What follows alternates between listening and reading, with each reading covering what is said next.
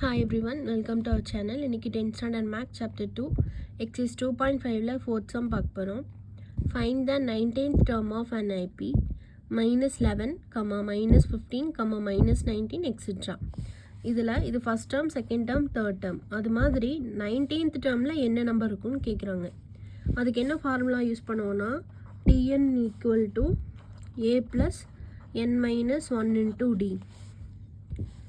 இந்த ஃபார்முலா தான் யூஸ் பண்ணுவோம். இதில் நம்மளுக்கு என்னென்ன தேவைப்படுது, ஏவும் டியும் நம்ம ஃபைண்ட் பண்ணிக்கலாம். a equal to first term, that is minus 11. அடுத்தது d equal to second term minus first term. second term என்னது minus 15.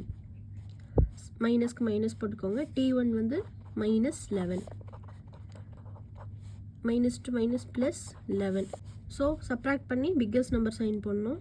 4 minus, that is minus 4, d equal to minus 4 கிடைச்சாச்சு. இதில் nங்கிறது இதுதான். find the 19th term சொல்லியிருக்காங்கல்ல, n வந்து 19. n equal to 19.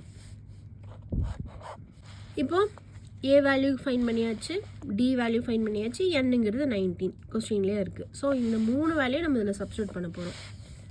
tn equal to a plus n minus 1 into d. என்னங்கிறது என்ன, t 19, ஏங்கிறது minus 11, again n is 19 minus 1, dங்கிறது minus 4. so minus 11 plus 19 minus 1 is 18 into minus 4. minus 11, 18 4s are 72. So minus into ப்ளஸ்ங்கிறனால minus போட்டிருக்கோம். இப்போ minus 11 minus 72, இப்போ ரெண்டும் same சிம்பிளாக இருந்ததுன்னா அதே சிம்பிள் போட்டுட்டு ஆட் பண்ணணும். இப்போ 83.